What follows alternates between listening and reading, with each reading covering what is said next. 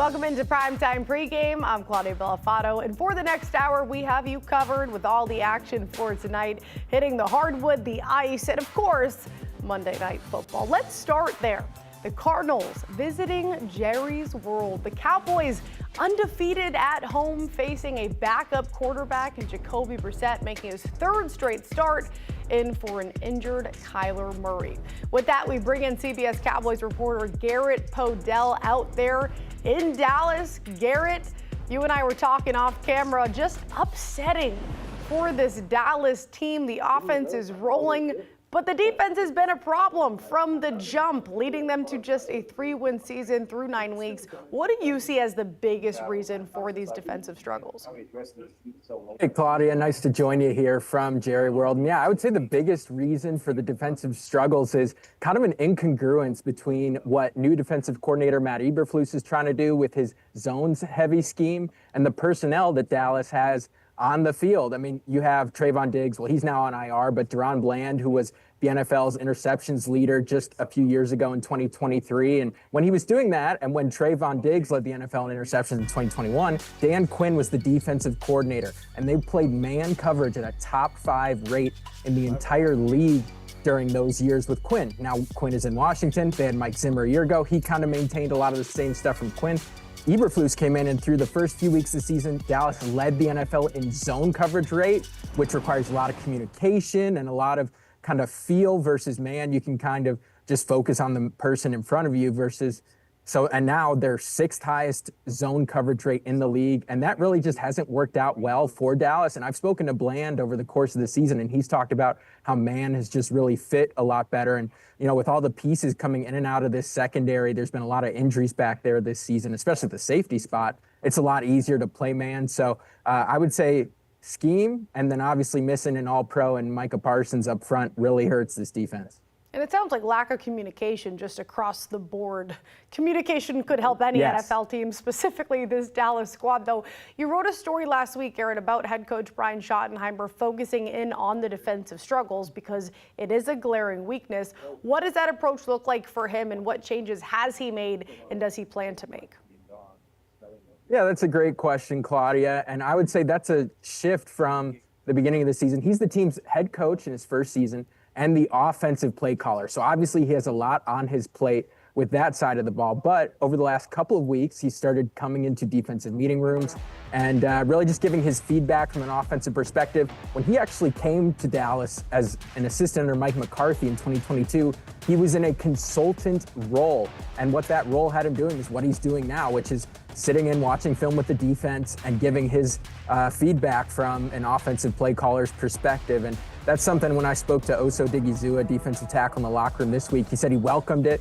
And they refused to divulge a ton of specifics, but what Schottenheimer did say is he's trying to get the defense to be looking at less. He said he feels like, which alluding back to the communication component we spoke about a little earlier with the zone coverage, he's trying to simplify what guys are looking at, particularly in the run game, so they can get their run fits, be in better position. They're a bottom 5 run defense and bottom 5 pass defense. So he's just trying to simplify some things, I think, and maybe that will help with the communication and executing Eberflus's zone at a slightly higher level. Slightly the key word there. We should give some credit, though, to Dak Prescott, who is leading the number 2 scoring offense in football. However, you need to limit points in order to win games, and they have the 2nd worst scoring defense. So how much faith do you have in the offense to continuously put up enough points to really compensate for the team's defensive efforts? I mean, I think it's fair to have plenty of faith in the offense. I mean, entering this week before all the games were played, Prescott was top 5 in the NFL in both passing yards and passing touchdowns. Javonte Williams remains 5th in the NFL in rushing yards this season. George Pickens, he's 4th in the NFL in receiving yards. And this is the first time Dallas's offense has had a trio in receiving yards, rushing yards, and passing yards, all in the top 5 at this point in the season, entering week 9, since their Super Bowl winning trio of Troy Aikman, Emmitt Smith, and Michael Irvin.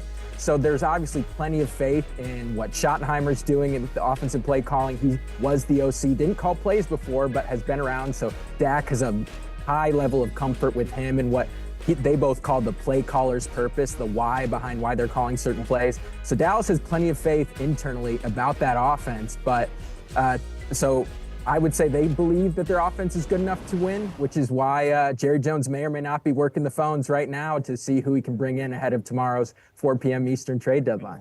Well, that's where I want to go with this. I'm curious how much you think the result of tonight's game changes their approach to the deadline. We're assuming they're going to be buyers since you have the offense moving right now, but how much do you think is on the line with a win or a loss tonight?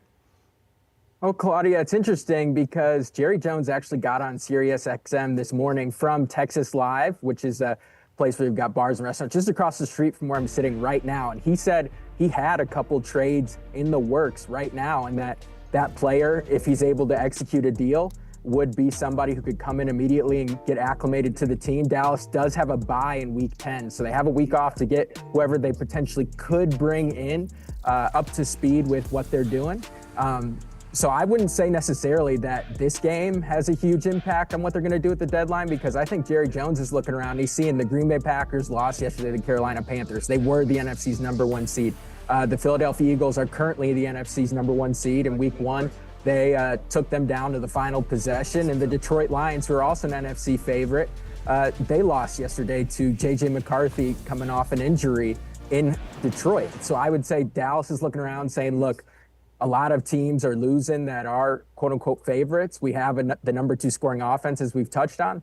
Let's see what we can get at the deadline. And so it'll be interesting. I'll speak to Jerry Jones post-game, so it'll be one thing to see really how much this really does impact. I don't think it will. I think Jerry's going to be working the phone. He did trade a 4th-round pick for wide receiver Jonathan Mingo at the deadline last year, so probably looking to part with a mid-round pick once again this year. One thing Jerry's going to do is find a microphone. So thank you, Jerry, for that transparency. And Garrett, thank you. Enjoy the game out there in Jerry's world. A reminder to keep it locked in on CBS Sports HQ for all things NFL. We've got the latest news, analysis, fantasy advice, highlights, and more. If you're an NFL fan, be sure to stay tuned into CBS Sports HQ, because coming up next, we've got the countdown to kickoff. It's on, and we've got the props you should lock in right now. That guy all fired up at home. That's after the break.